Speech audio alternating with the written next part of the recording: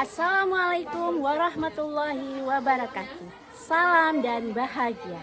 Perkenalkan, saya Sarmita, calon guru penggerak angkatan ke-11 SMA Negeri Kota Bahagia, Kabupaten Aceh Selatan. Pada hari ini saya akan melakukan aksi nyata tentang modul 1.4 diseminasi budaya positif. Baiklah, untuk hari ini ikutin ya kegiatan saya yang akan saya lakukan pada hari ini. Assalamualaikum warahmatullahi wabarakatuh. Alhamdulillahirabbil alamin wassalatu wassalamu ala asyrafil anbiya'i wal mursalin wa ala alihi wa sahbihi ajmain. Puji syukur marilah sama-sama kita panjatkan kehadirat Allah Subhanahu wa taala yang mana pada hari ini kita telah diberikan kesehatan dan kesempatan untuk bisa berhadir di ruangan yang istimewa ini. Selanjutnya, salawat dan salam kita puji sanjungkan kehadirat Nabi kita, Nabi besar Muhammad Sallallahu Alaihi Wasallam, yang mana dengan beliaulah kita telah diberikan ilmu untuk bisa berpikir ke arah yang lebih baik ke depan. Selanjutnya, kata-kata penghormatan kami yang kami hormati Bapak Kepala SMA Negeri Kota Bahagia. Selanjutnya kami hormati guru-guru hebat, teknik dan juga yang sudah dapat hadir pada hari yang berbahagia ini. Selanjutnya ada pun agenda kegiatan hari ini, yaitu adanya acara diseminasi aksi nyata pendidikan guru penggerak angkatan 11 di SMA Negeri Kota Bahagia. Adapun yang di sini yang akan kita lakukan yaitu untuk acara berbagi praktik baik budaya positif. Ya. Sebelum acara itu kita mintakan kepada Bapak Kepala untuk memberikan kata-kata sambutan kepada Bapak. Waktu dan tempat kami silakan. Oke, baik, terima kasih. Assalamualaikum warahmatullahi wabarakatuh.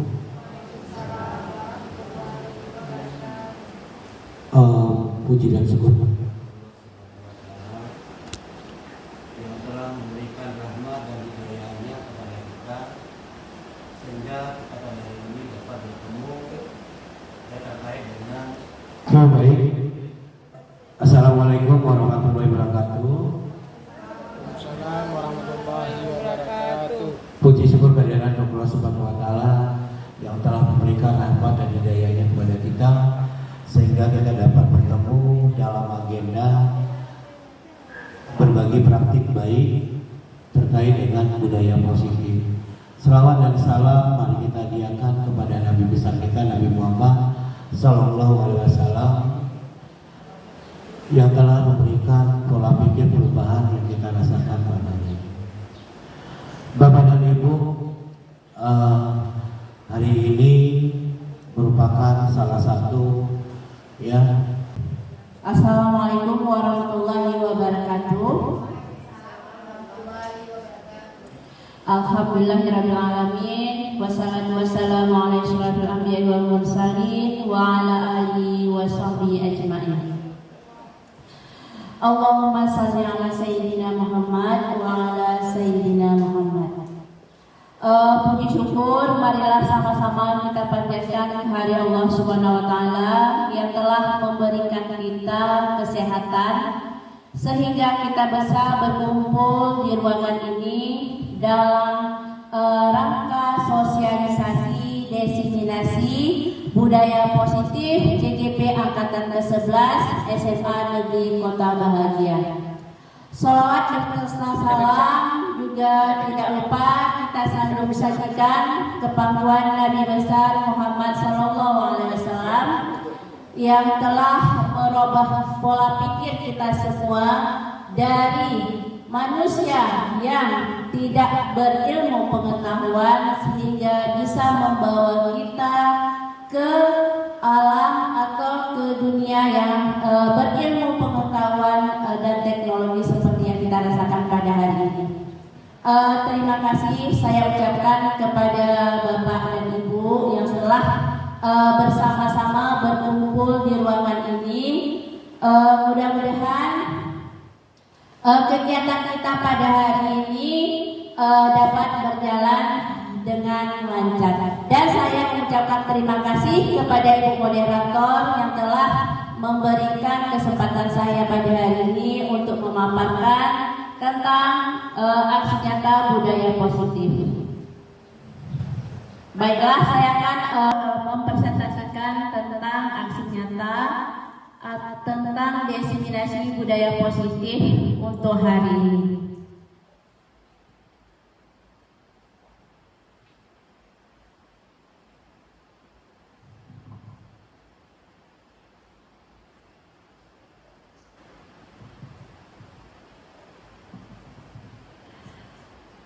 Latar belakang budaya positif. Nah, budaya positif di sekolah ialah nilai-nilai, keyakinan, dan kebiasaan di sekolah yang berpihak pada murid agar murid dapat berkembang menjadi pribadi yang kritis, penuh hormat, dan tanggung jawab. Nah, inilah pengertian dari budaya positif.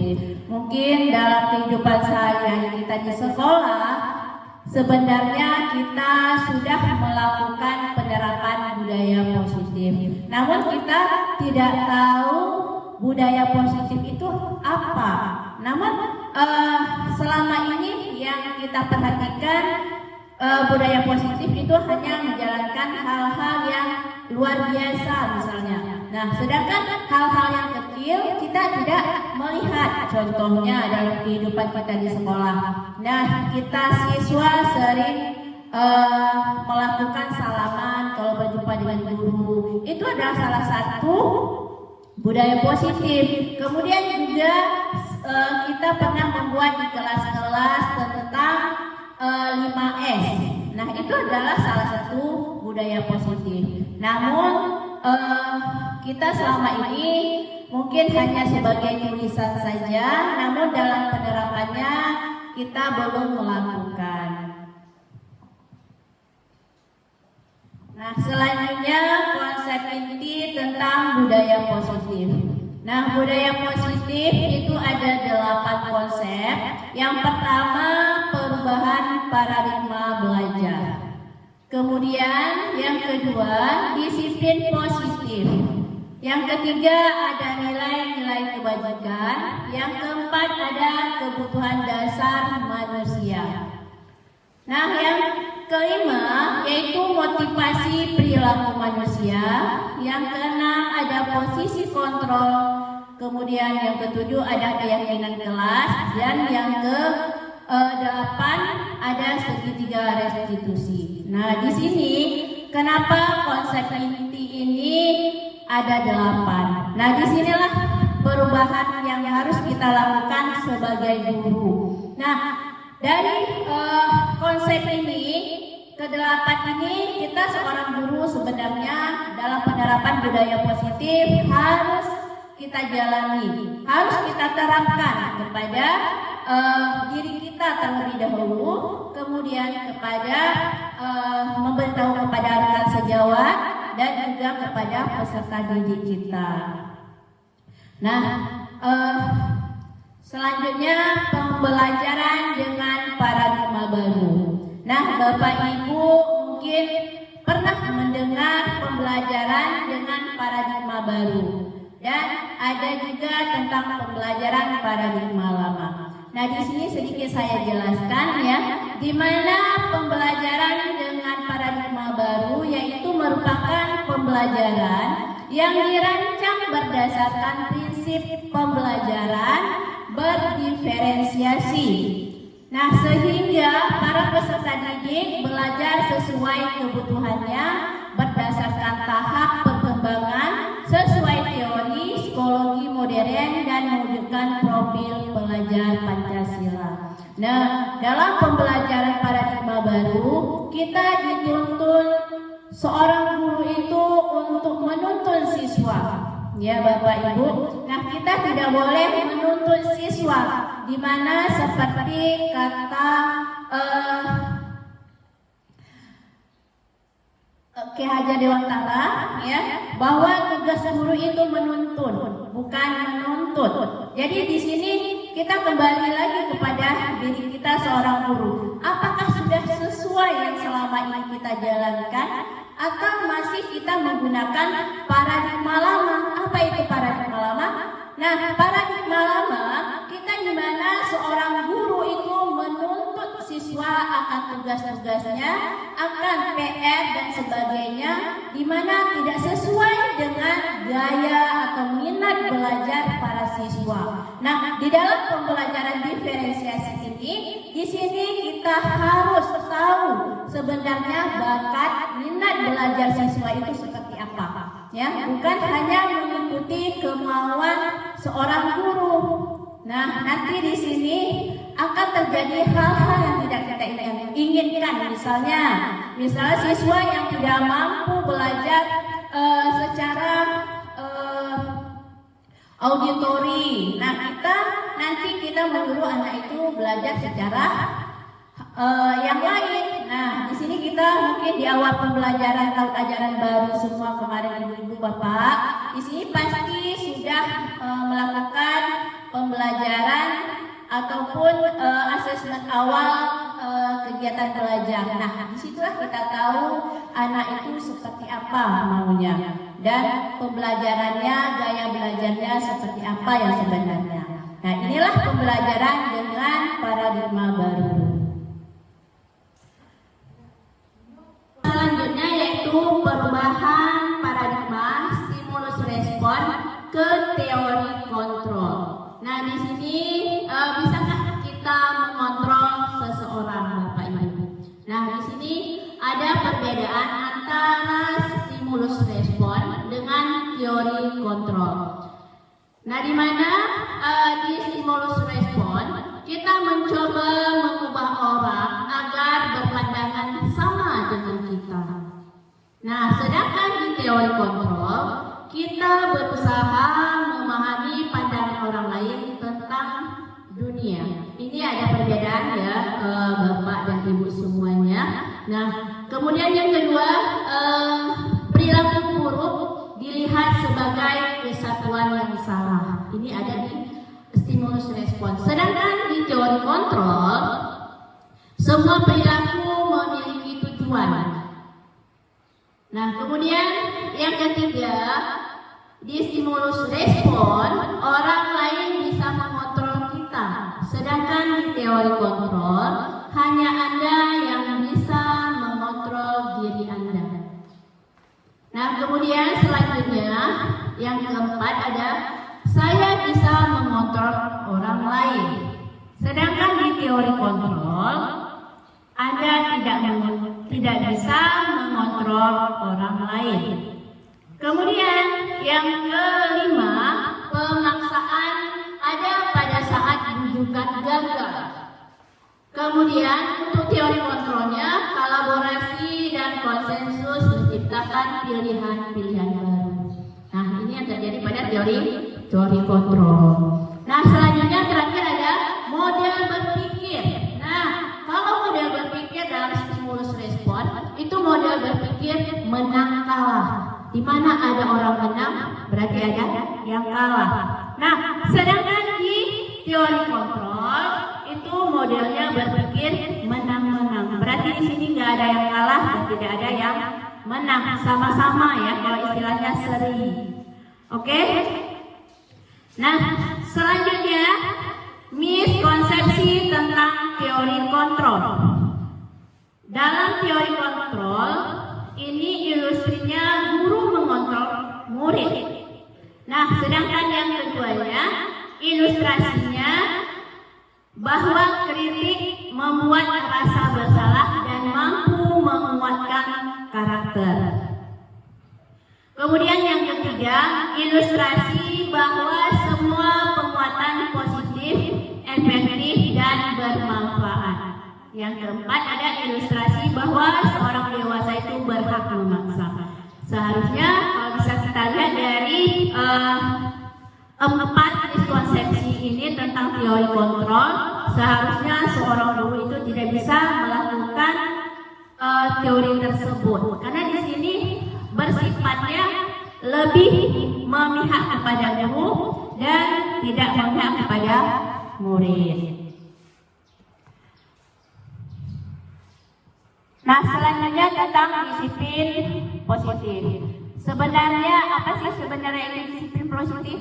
Nah, di sini disiplin positif yaitu merupakan suatu cara penerapan disiplin yang bertujuan untuk menumbuhkan kesadaran serta memberdayakan peserta didik tanpa imbalan penghargaan atau reward dan ancaman atau hukuman. Itulah yang disebut dengan disiplin positif. Ya, berarti di sini kita seorang guru ya tidak boleh harus punya kesadaran penuh ya terhadap peserta didik kita tanpa imbalan penghargaan. Misalnya ada kita di sekolah ya supaya anak bisa menyelesaikan tugas, kita harus memberikan reward. Misalnya nanti bapak kasih, kalau kamu bisa menjawab bapak kasih ini, dan kalau misalnya kamu dapat, kamu akan mendapatkan ini. Nah, itu sebenarnya tidak boleh diterapkan. Karena kenapa? Ketika anak tersebut diiming-iming dengan reward, maka anak tersebut apabila ada reward ya mau bekerja. Tapi ketika tidak ada reward, berarti anak tersebut tidak mau melakukan hal-hal yang apa yang kita berikan. Nah, inilah di mana seorang pendidik tidak boleh memberikan imbalan atau penghargaan reward dan juga ancaman atau hukuman kepada peserta didik.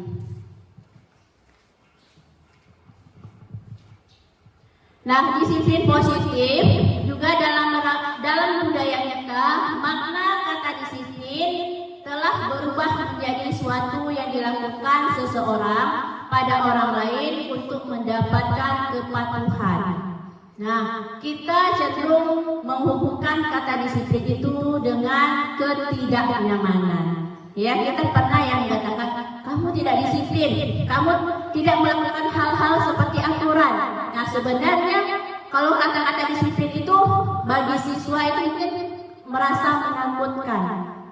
Nah, di sini merupakan salah satu pendekatan disiplin diri yang memampukan seorang diri untuk mengontrol perilakunya dalam kesadaran dan bertanggung jawab atas tindakannya sebagai wujud menghormati diri sendiri dan orang lain.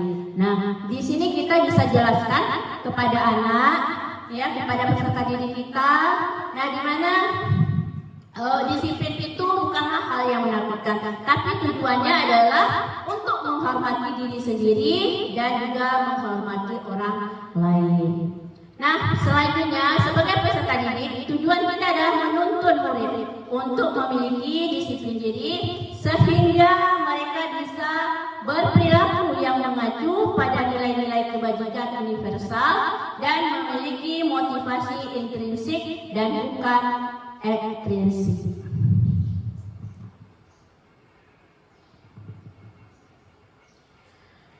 Nah, pendekatan disiplin positif tidaklah tentang anak peserta didik secara langsung, tetapi tentang diri dan cara kita sendiri, baik sebagai orang tua, guru atau orang dewasa.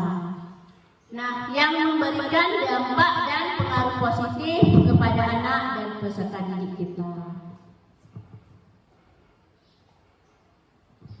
Nah, pendekatan disiplin positif merupakan kemampuan individu pendidik untuk mendidik peserta didik secara individual ataupun secara kelompok.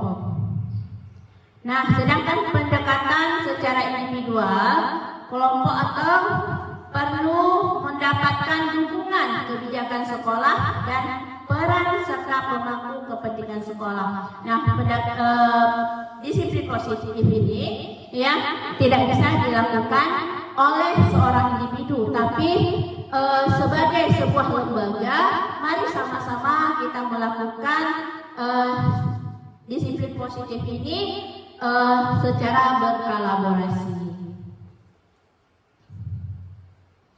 Nah, kemudian ada nilai-nilai kebajikan universal. Nah, nilai-nilai kebajikan adalah sifat positif manusia yang merupakan tujuan mulia yang ingin dicapai setiap individu. Nilai yang disepakati bersama ada lintas bahasa, suku, bangsa, agama maupun latar belakang. Nah, ada pun contoh yaitu profil pelajar Pancasila. Mungkin kita sudah pernah menerapkan atau sudah sering kita melakukan penerapan pelajar Pancasila, seperti salah satunya ketika kita melakukan kegiatan P5 ya Bapak Ibu. Nah, kita pernah memahami memberikan kepada anak apa itu profil pelajar Pancasila. Nah, yang pertama yaitu tentang beriman, bertakwa kepada Tuhan Yang Maha Esa dan berakhlak mulia. Nah, ini adalah salah satu profil pelajar Pancasila yang harus pertama kita terapkan kepada anak, agar anak paham tentang bagaimana anak itu beriman, bertakwa kepada Tuhan Yang Maha Esa dan berakhlak mulia, sehingga anak tersebut bisa bersikap baik dari segi mungkin akhlak ataupun adab anak tersebut. Kemudian yang kedua, mandiri. Kita tuntut siswa kita harus mandiri. Nah, untuk mengacu siswa kita lebih baik lagi, maka anak kita harus bisa mandiri. Kemudian yang ketiga, bernalar kritis. Kita ajak anak untuk bernalar kritis. Kemudian berkebinekaan global. Kemudian yang terakhir ada gotong royong. Nah, gotong royong yang kita lakukan apa misalnya? Ketika kegiatan pembelajaran, gotong royong itu bukan saja misalnya membersihkan pekarangan sekolah, membersihkan sampah atau mengutip sampah. Nah, gotong royong ini selain itu ada juga gotong royong dalam kerjasama berkolaborasi anak, yaitu seperti dalam kegiatan belajar. Nah, di sini anak kita bagikan dalam sebuah kelompok. Nah, kelompok tersebut mereka bisa berkolaborasi. Itu juga salah satu mengenalkan anak dalam kegiatan gotong royong. Nah, kemudian yang kreatif, yang keenamnya ada kreatif, di mana anak harus kita tuntun mereka agar selalu selalu kreatif, ya. Karena kenapa? Kita sebagai guru ini adalah untuk menuntun mereka supaya anak bisa berpikir yang kreatif. Nah, di sini ada tentang kebutuhan dasar manusia. Mungkin kita sebagai manusia pasti tahu, ya, setiap manusia itu punya kebutuhan dasar masing-masing. Nah, di sini di mana kebutuhan dasar manusia adalah segala sesuatu yang kita lakukan untuk mendapatkan apa yang kita inginkan. Ya, seluruh tindakan yang kita lakukan memiliki tujuan tertentu, dan semua usaha terbaik yang kita lakukan adalah dalam rangka agar kebutuhan dasar kita terpenuhi dengan baik. Nah, seorang manusia itu sebenarnya harus kebutuhan dasar atau kebutuhan primer itu wajib kita penuhi. Karena kenapa? Dengan kebutuhan tersebut seorang manusia itu bisa bertahan hidup. Nah, di sini ada 5 kebutuhan dasar manusia. Yang pertama yaitu bertahan hidup. Ya, seperti tadi yang saya jelaskan bahwa manusia itu butuh yang namanya hidup. Ya, misalnya makan, minum dan sebagainya. Ya, kemudian yang kedua ada kasih sayang dan rasa diterima. Selain bertahan hidup, manusia itu butuh kasih sayang dan rasa ingin diterima. Begitu juga dengan kita di dalam sekolah ini, dalam lingkungan sekolah, dan begitu juga dengan para murid kita. Nah, mereka juga butuh kasih sayang dari guru dan rasa ingin diterima. Tidak ada rasa di mana dia harus menyendiri, tidak dianggap. Nah, kita juga sesama teman kita, teman sejawat kita di sekolah ini juga butuh yang namanya kasih sayang dan rasa ingin diterima. Kalau misalnya antara kita ada yang tidak cocok antara satu dengan yang lain, mungkin kita akan berpikir, apa sebenarnya saya diterima tidak ya di dalam sekolah ini. Nah, Mari sama-sama kita tingkatkan kasih sayang dan rasa ingin diterima sesama teman kita di sekolah, baik itu murid maupun kita teman sejawat, ya, sama-sama kita lakukan hal-hal seperti itu. Kemudian yang ketiga ada penguasaan. Nah, kebutuhan manusia ini yang intinya ada penguasaan. Nah, penguasaan yang keempatnya ada kebebasan. Selain penguasaan ada kebebasan. Manusia itu butuh bebas, ya. Seperti anak-anak kita. Kita nggak bisa memaksa anak. Mereka perlu kebebasan. Karena kenapa? Karena ketika suatu hal mengikat mereka, maka hal-hal yang mereka lakukan mungkin tidak ikhlas istilahnya. Nah, kita perlu memberikan mereka kebebasan dalam belajar, bukan menurut kehendak kita. Nah, kemudian yang kelima ada kesenangan. Nah, semua orang butuh senang, butuh happy, ya. Termasuk saya di sini, saya happy dengan adanya Bapak Ibu mendengarkan sosialisasi hari ini, bisa berbagi ilmu terhadap Bapak Ibu tentang budaya positif. Nah, itu adalah salah satu mungkin itu kebutuhan dasar saya sebagai manusia. Nah, begitu juga dengan anak-anak kita, Bapak Ibu. Nah, anak-anak itu juga mau kesenangan ketika belajar. Nah, tidak ada dalam pembelajaran itu guru menuntut siswa. Nah, di sini ketika kita memberikan hal-hal yang positif kepada anak-anak, maka murid-murid kita, siswa-siswa kita itu akan senang dan akan mengingat apa yang kita berikan. Nah, mungkin di sini adalah kesenangan tersebut adalah salah satu hal yang keinginan manusia atau kebutuhan manusia yang mungkin harus kita penuhi juga. Nah, di sini inilah 5 kebutuhan dasar manusia. Mudah-mudahan kita sebagai manusia selalu happy, ya, kesenangan dengan adanya kebutuhan dasar manusia itu senang. Nah, di sini oke. Nah, selanjutnya motivasi perilaku manusia. Motivasi perilaku manusia yang pertama ada untuk menghindari ketidaknyamanan atau hukuman. Nah, Bapak Ibu, ini kan manusia ini sering kita melihat untuk menghindari ketidaknyamanan atau hukuman. Nah, ini bisa kita lihat dalam lingkungan kita, kepada anak-anak kita, murid-murid kita, siswa-siswa kita. Nah, mereka mungkin tidak senang, ya, tidak suka mereka diberikan ketidaknyamanan. Nah, misalnya contoh, ya, dalam sehari-hari kita mungkin ada siswa yang terlambat. Nah, ketika siswa terlambat, kita langsung memberikan hukuman, langsung kita memberikan sanksi, sehingga siswa tersebut merasa tidak nyaman. Nah, kemudian yang kedua ada untuk mendapatkan imbalan, penghargaan, reward dari orang lain. Nah, seperti saya jelaskan tadi, ya.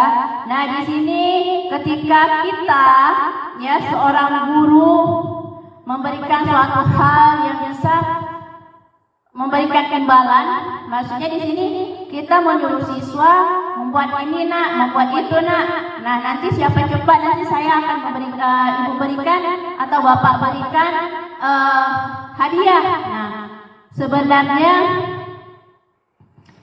ini adalah salah satu motivasi perilaku manusia. Nah, kemudian yang ketiga ada untuk menjadikan orang yang mereka inginkan dan menghargai diri sendiri dan nilai-nilai yang mereka percaya.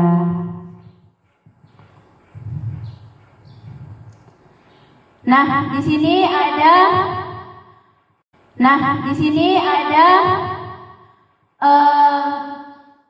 3.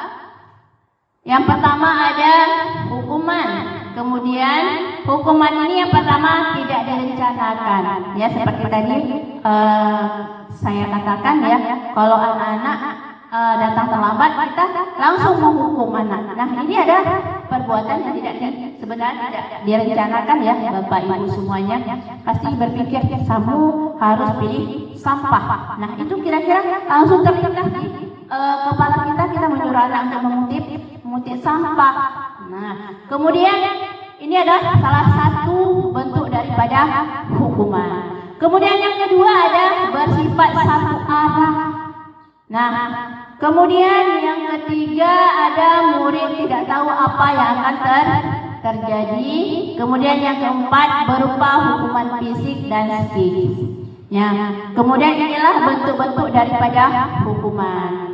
Nah, mungkin ada perbedaan ya antara hukuman. Kemudian yang pasti kita bisa melihat ya perbedaan hukuman. Kemudian ada konsekuensi. Apa beda hukuman dan konsekuensi? Sebenarnya kita berpikir kalau hukuman sama konsekuensi itu sama sebenarnya, tapi beda-beda tipis ya, berbeda Bapak Ibu. Nah di sini konsekuensi itu terencana sesuai dengan aturan. Nah kalau kita sekolah kan punya aturan ya Bapak Ibu.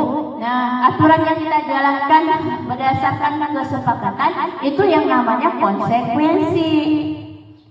Berbeda dengan aturan namun kita beri hukuman. Nah itu bukan konsekuensi. Beda ya. Bisa ya Bapak Ibu membedakan. Kemudian murid tetap dibuat tidak nyaman. Murid tetap dibuat tidak nyaman. Konsekuensi juga artinya di mana siswa nggak akan nyaman dengan konsekuensi. Sama halnya dengan hukuman.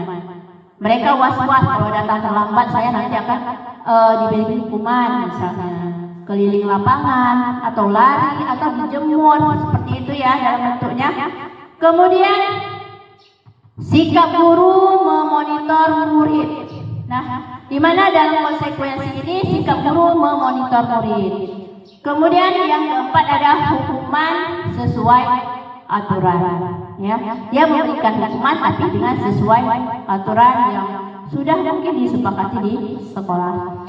Kemudian yang terakhir ini dari tadi kita melihat ya Bapak Ibu antara hukuman konsekuensi. Kemudian yang terakhir ada yang namanya apa? Restitusi. Nah restitusi ini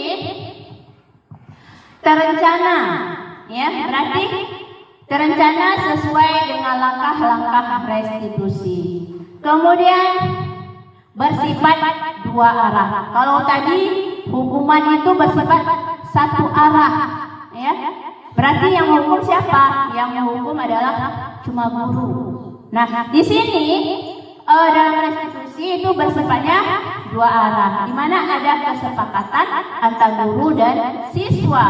Nah, kemudian guru menciptakan kondisi nyaman pada murid. Nah, selanjutnya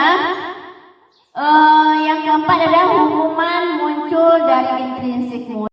Dari pemaparan restitusi tadi, yang kita bisa lihat ya ada perbedaan antara hukuman, konsekuensi, dan restitusi.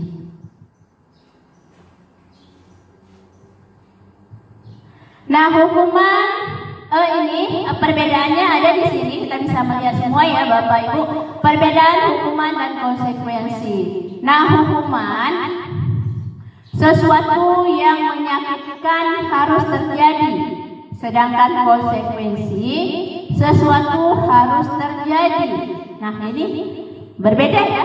Kemudian dalam hukuman membuat anak sakit, misalnya fisik maupun hati untuk jangka waktu yang sangat lama. Nah, ketika kita memberikan hukuman, anak akan mengingatnya Bapak Ibu, akan mengingatnya itu mungkin dari sekarang sampai dia dewasa atau tua. Nah, saya pernah ya, saya dulu waktu kecil pernah, mungkin Bapak Ibu juga pernah merasakan ya, ketika kita SD, kalau datang terlambat, nah kita kena hukum, kita kena cubit, iya kan? Nah itu adalah salah satu hukuman fisik. Nah itu mungkin terjadi di dalam pembelajaran paradigma lama. Namun dalam pembelajaran paradigma baru mungkin Bapak Ibu tidak terjadi lagi. Nah, kemudian di dalam konsekuensi membuat anak merasa tidak nyaman dalam jangka waktu pendek. Nah, kemudian yang hukuman anak membenci kedisiplinan. Gimana? Kalau dalam hukuman itu anak-anak pasti membenci terhadap kedisiplinan, ya. Kemudian di dalam konsekuensi anak menghargai disiplin. Ya, di sini berbeda ya. Kemudian kalau hukuman berbentuknya paksaan, sedangkan konsekuensi itu stimulus, kemudian ada tanggapan. Kemudian selanjutnya mendorong anak menyakiti diri sendiri, ya kalau dalam hukuman. Kemudian dalam konsekuensi mendorong anak agar mudah menyesuaikan diri. Nah, di dalam hukuman konsep diri yang buruk, sedangkan dalam konsekuensi itu konsep diri yang baik. Nah, terus dalam hukuman anak belajar untuk menyembunyikan kesalahan, sedangkan di dalam konsekuensi anak belajar untuk mematuhi aturan. Ini bisa kita lihat ya Bapak Ibu, di mana dalam hukuman anak itu ketika dihukum mereka sering menyembunyikan hal-hal yang mungkin harus mereka sembunyikan. Karena kenapa? Mereka akan takut hukuman.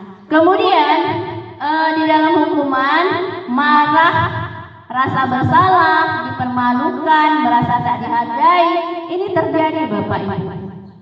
Nah, di dalam konsekuensi kehilangan hak, dibuat tidak nyaman, diasingkan untuk sementara. Nah, ketika konsekuensi diberikan anak-anak mungkin itu lebih ke saya akan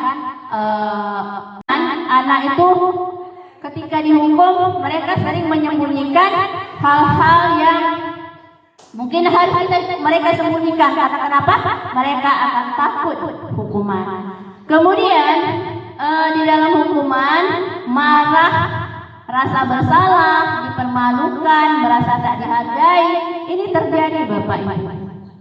Nah, di dalam konsekuensi kehilangan hak, dibuat tidak nyaman, diasingkan untuk sementara. Nah, ketika konsekuensi diberikan anak-anak mungkin itu lebih ke saya akan berjanji tidak akan membuat lagi. Nah, takut ya ataupun malu. Nah, seperti itu mereka akan menghargai diri sendiri. Nah, kemudian ada 5 posisi kontrol guru. Nah, di sini posisi kontrol guru yang pertama itu ada sebagai penghukum, ya, sebagai penghukum. Kemudian yang kedua ada pembuat merasa bersalah. Yang ketiga ada teman. Kemudian yang keempat ada pemantau. Yang kelima ada sebagai manajer. Inilah posisi kontrol guru. Mungkin dari 5 posisi kontrol ini mungkin ada salah satunya pada Bapak Ibu.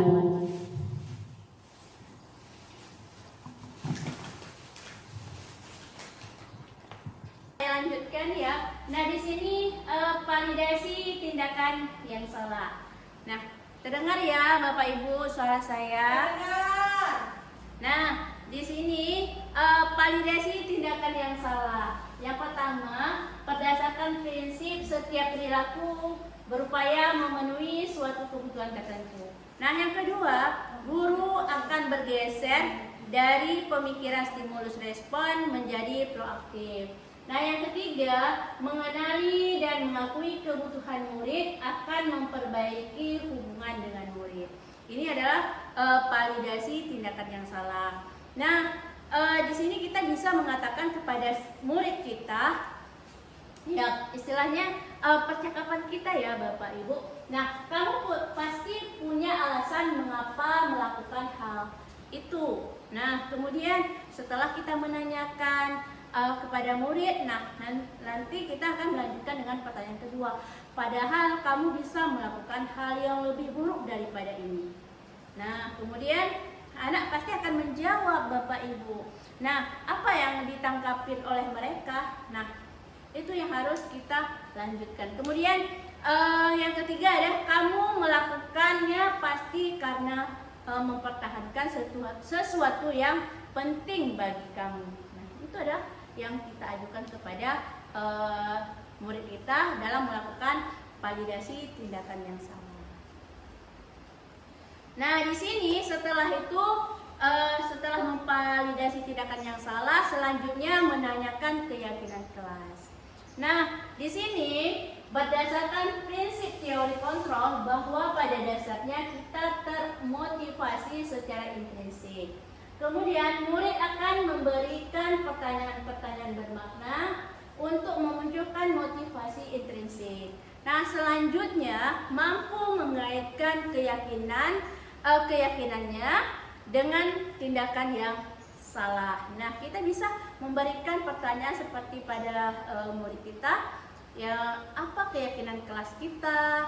Nah, terus nilai-nilai apa yang telah kita sepakati bersama misalnya. Nah, kemudian seperti apa gambaran kelas ideal menurut kamu? Kemudian kamu ingin menjadi orang yang seperti apa nantinya? Nah, ini adalah hal-hal yang perlu kita tanyakan ketika setelah kita membuat keyakinan kelas dan keyakinan kelas tersebut mereka langgar. Nah, Bapak Ibu, ini kita saksikan ya video bagaimana cara menangani siswa yang membuat kesalahan. Nah,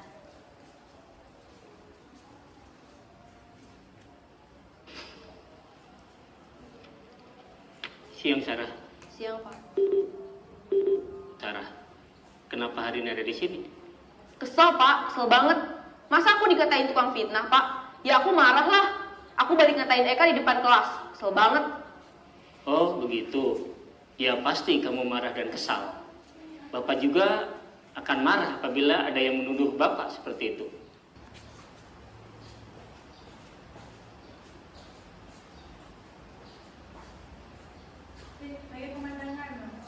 Baiklah, saya lanjutkan ya. Nah, di sini validasi tindakan yang salah. Nah, terdengar ya Bapak Ibu suara saya? Terdengar. Nah, di sini validasi tindakan yang salah. Yang pertama, berdasarkan prinsip setiap perilaku berupaya memenuhi suatu kebutuhan tertentu. Nah, yang kedua, guru akan bergeser dari pemikiran stimulus respon menjadi proaktif. Nah, yang ketiga, mengenali dan mengakui kebutuhan murid akan memperbaiki hubungan dengan murid. Ini adalah validasi tindakan yang salah. Nah, di sini kita bisa mengatakan kepada murid kita, ya istilahnya percakapan kita ya Bapak Ibu. Nah, kamu pasti punya alasan mengapa melakukan hal itu. Nah, kemudian setelah kita menanyakan kepada murid, nah nanti kita akan melanjutkan dengan pertanyaan kedua. Padahal kamu bisa melakukan hal yang lebih buruk daripada ini. Nah, kemudian anak pasti akan menjawab Bapak Ibu. Nah, apa yang ditangkapin oleh mereka? Nah, itu yang harus kita lanjutkan. Kemudian yang ketiga adalah kamu melakukannya pasti karena mempertahankan sesuatu yang penting bagi kamu. Nah, itu adalah yang kita ajukan kepada murid kita dalam melakukan validasi tindakan yang sama. Nah, di sini setelah itu setelah memvalidasi tindakan yang salah, selanjutnya menanyakan keyakinan kelas. Nah, di sini berdasarkan prinsip teori kontrol bahwa pada dasarnya kita termotivasi secara intrinsik. Kemudian murid akan memberikan pertanyaan-pertanyaan bermakna untuk memunculkan motivasi intrinsik. Nah, selanjutnya mampu mengaitkan keyakinannya dengan tindakan yang salah. Nah, kita bisa memberikan pertanyaan seperti pada murid kita, ya apa keyakinan kelas kita. Nah, terus nilai-nilai apa yang telah kita sepakati bersama misalnya. Nah, kemudian seperti apa gambaran kelas ideal menurut kamu? Kemudian kamu ingin menjadi orang yang seperti apa nantinya? Nah, ini adalah hal-hal yang perlu kita tanyakan ketika setelah kita membuat keyakinan kelas dan keyakinan kelas tersebut mereka langgar. Nah, Bapak Ibu, ini kita saksikan ya video bagaimana cara menangani siswa yang membuat kesalahan. Nah,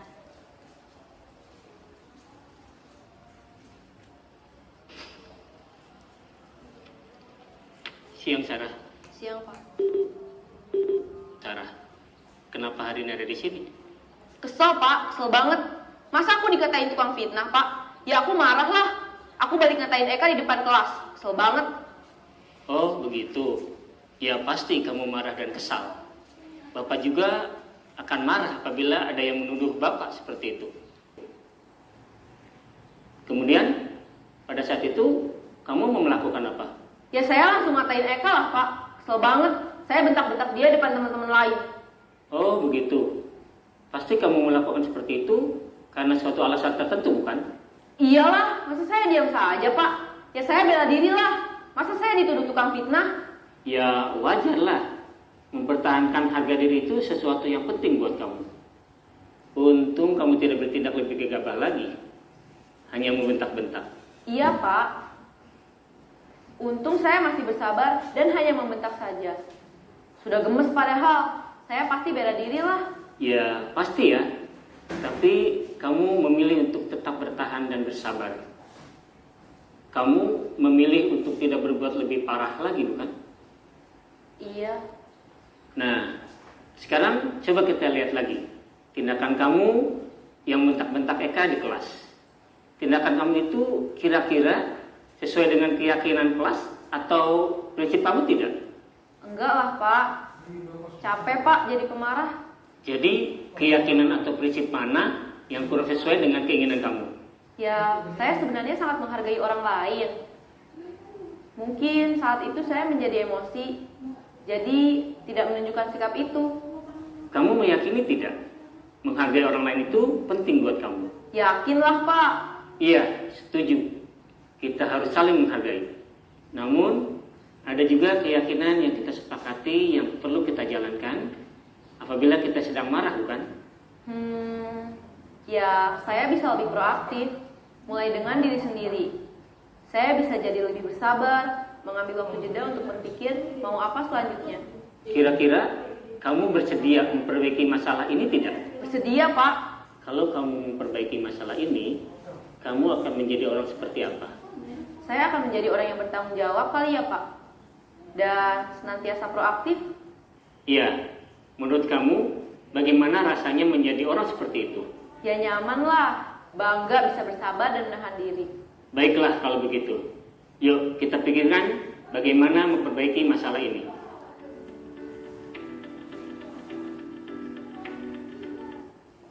Nah, Bapak Ibu sudah mendengarkan ya bagaimana penerapan segitiga restitusi yang dilakukan pada video tersebut.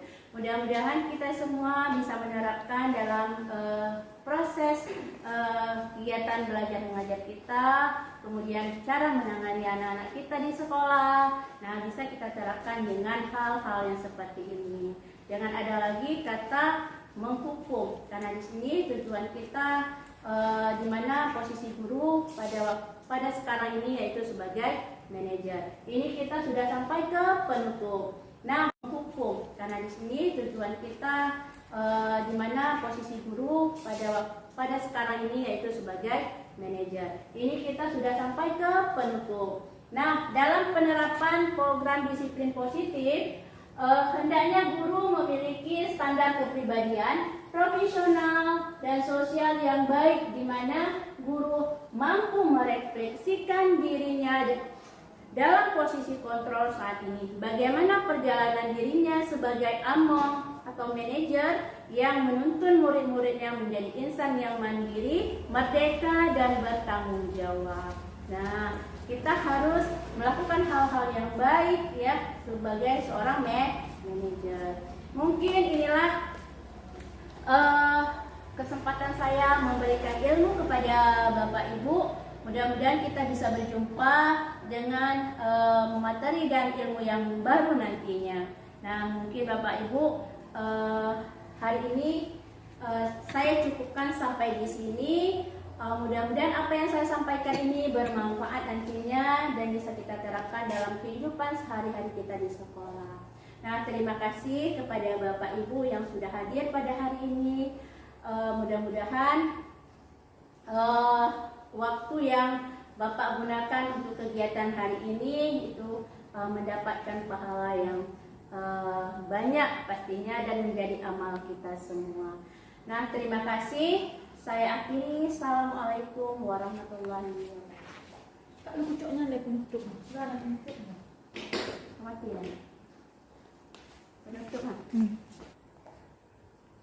Banyak ulang. Jadi demikianlah hasil pemaparan dari Pak Pemateri tadi, yaitu tentang designasi budaya positif. Mudah-mudahan apa yang telah disampaikan menjadi suatu hal yang sebenarnya bukan suatu hal yang baru buat kita, tapi mungkin namanya saja yang belum tahu. Mudah-mudahan ke depan kita juga bersama-sama bisa menerapkan budaya positif di lingkungan sekolah. Seperti yang disampaikan pemateri tadi, bahwasanya pembiasaan budaya positif itu tidak bisa dikerjakan dengan sendiri, dengan individual, tapi harus tergerak dengan semua komunitas sekolah yang ada di sekolah kita ini. Mudah-mudahan kita semua, para dewan guru dan semua warga sekolah akan bisa mewujudkan disiplin positif dan akan mewujudkan budaya positif ke depannya. Sekian dari kami, mungkin ada kata-kata yang salah, kami mohon maaf, lebih dan kurang kami ucapkan Assalamualaikum warahmatullahi wabarakatuh.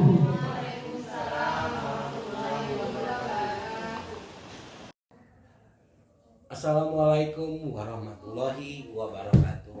Salam dan bahagia. Saya Haria Hardin, SPD MPD, selaku Kepala Sekolah di Satuan Pendidikan SMA Negeri Kota Bahagia, sangat berterima kasih atas kontribusi calon guru penggerak di sekolah saya, di mana melalui aktivitas aksi nyata yang mereka lakukan terkait dengan budaya positif, alhamdulillah melalui pengimbasan terkait dengan budaya positif yang dilakukan oleh guru-guru penggerak kepada guru dan tenaga kependidikan serta peserta didik yang ada sangat luar biasa, dan ini merupakan proses yang saya harapkan selaku kepala sekolah. Saya melihat nyata perubahan yang dilakukan oleh teman-teman calon guru penggerak, yang terutama dari proses di dalam kelas.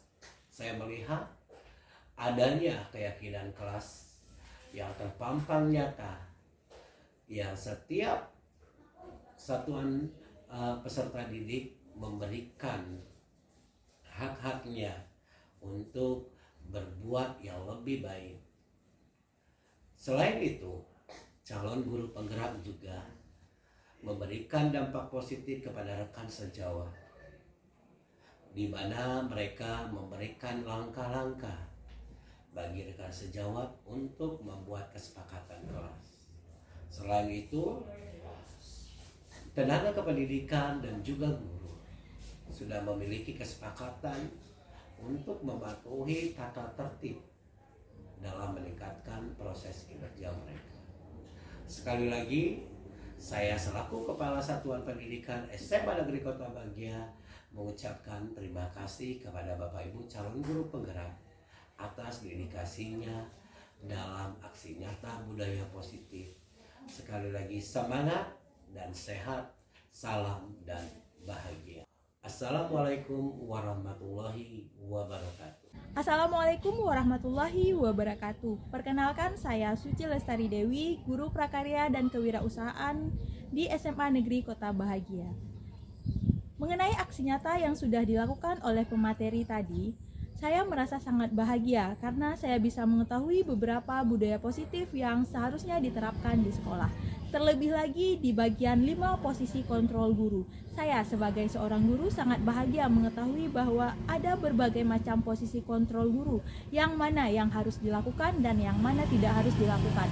Sebagaimana tadi posisi manajer menurut penjelasan yang bahwa sebagai seorang guru, kita mengambil posisi kontrol sebagai manajer agar bisa mengayomi siswa, membuat siswa mengetahui apa permasalahan yang sudah dilakukan dan menemukan solusinya. Sekian dari saya, terima kasih. Assalamualaikum warahmatullahi wabarakatuh.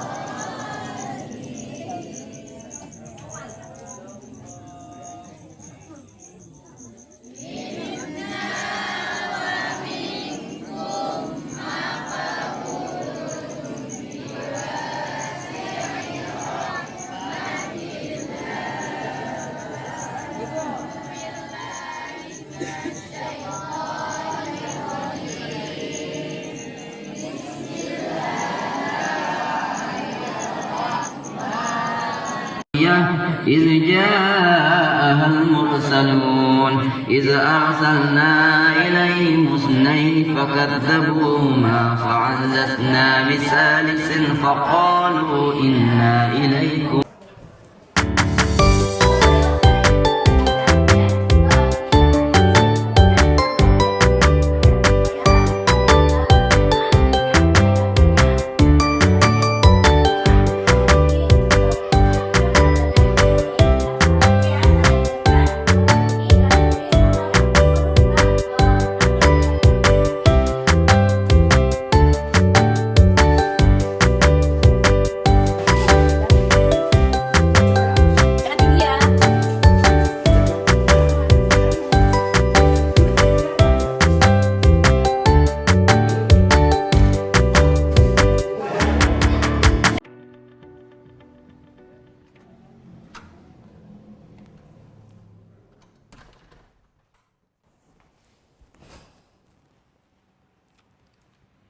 Siang Sarah.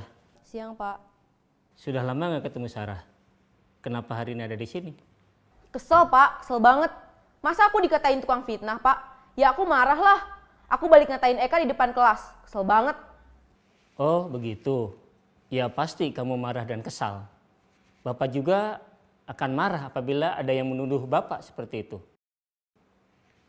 Kemudian pada saat itu kamu mau melakukan apa?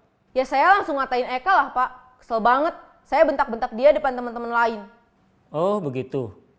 Pasti kamu melakukan seperti itu karena suatu alasan tertentu bukan? Iyalah, masa saya diam saja, Pak? Ya saya bela diri lah. Masa saya dituduh tukang fitnah? Ya wajar lah. Mempertahankan harga diri itu sesuatu yang penting buat kamu. Untung kamu tidak bertindak lebih gegabah lagi.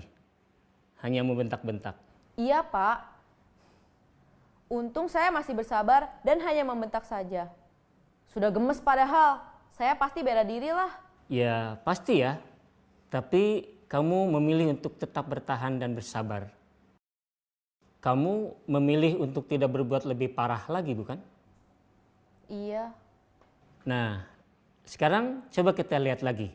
Tindakan kamu yang bentak-bentak Eka di kelas. Tindakan kamu itu kira-kira sesuai dengan keyakinan kelas atau prinsip kamu tidak? Enggak lah, Pak. Capek, Pak, jadi pemarah. Jadi keyakinan atau prinsip mana yang kurang sesuai dengan keinginan kamu? Ya, saya sebenarnya sangat menghargai orang lain. Mungkin saat itu saya menjadi emosi, jadi tidak menunjukkan sikap itu. Kamu meyakini tidak? Menghargai orang lain itu penting buat kamu. Yakinlah, Pak. Iya, setuju. Kita harus saling menghargai. Namun, ada juga keyakinan yang kita sepakati yang perlu kita jalankan apabila kita sedang marah, bukan? Ya, saya bisa lebih proaktif, mulai dengan diri sendiri. Saya bisa jadi lebih bersabar, mengambil waktu jeda untuk berpikir mau apa selanjutnya. Kira-kira Kamu bersedia memperbaiki masalah ini tidak? Bersedia, Pak. Kalau kamu memperbaiki masalah ini, kamu akan menjadi orang seperti apa? Saya akan menjadi orang yang bertanggung jawab kali ya, Pak. Dan senantiasa proaktif. Iya, menurut kamu bagaimana rasanya menjadi orang seperti itu? Ya nyaman lah, bangga bisa bersabar dan menahan diri. Baiklah kalau begitu. Yuk kita pikirkan bagaimana memperbaiki masalah ini.